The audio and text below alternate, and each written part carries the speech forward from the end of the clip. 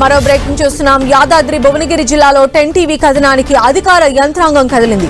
ఇటీవల మోత్కూరు రైతు సహకార సంఘం బ్యాంకులో సిబ్బంది మందు పార్టీ చేసుకున్నారు. దీనిపై 10 టీవీ ప్రత్యేక కథనం రాసింది. దీంతో 10 టీవీ కథనానికి స్పందించిన అధికారులు బ్యాంకులో మందు పార్టీ చేసుకున్న సిబ్బందిపై వేటు వేశారు.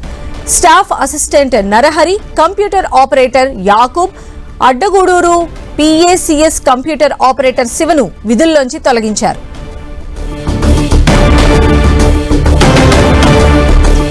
మరిన్ని అప్డేట్స్ మా ప్రతినిధి చంద్రశేఖర్ అందిస్తారు. చంద్రశేఖర్,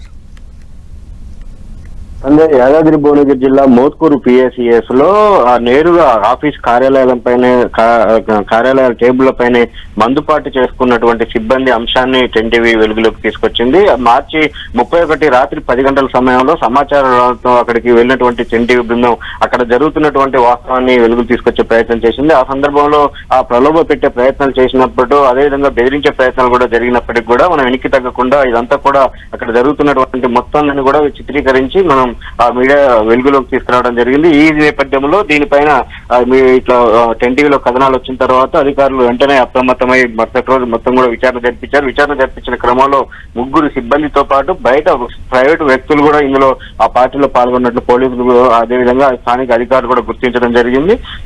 ఈ నేపథ్యంలో అంటే మొత్తం విచారణ జరిపిన తర్వాత అంటే కావాలని వీళ్ళు అక్కడ జరిపినట్టు అంటే కార్యాలయ లోపలనే చైర్మన్ ఛాంబర్ లోనే మందుపాటు చేస్తున్నట్లు నిర్ధారణ కావడంతో ఇక్కడ ఎవరైతే మోత్కూరు పిఎస్ఎస్ కు సంబంధించి స్టాఫ్ అసిస్టెంట్ నరహరి, అదేవిధంగా కంప్యూటర్ ఆపరేటర్ ఎస్కే యాకూబ్, అదేవిధంగా అడ్డగూడూరు పిఎస్ఎస్ అంటే ఆ రోజు మార్చి 31 ఆర్థిక సంవత్సరం చివరి రోజు కావడంతో వివిధ ప్రైవేట్ వ్యక్తులు, అదేవిధంగా వేరే పిఎస్ఎస్ నుంచి కూడా సిబ్బందిని తీసుకుని వచ్చి పని చేయించుకున్నారు. ఆ క్రమంలో అడ్డగూరు పిఎస్ఎస్ కు సంబంధించిన కంప్యూటర్ ఆపరేటర్ శివ కూడా ఈ మొత్తం దాంట్లో ఉన్నట్టు తేల్చారు. దీంతో ఈ 3 కూడా సస్పెండ్ చేస్తూ అధికారులు ఆదేశాలు జారీ చేశారు.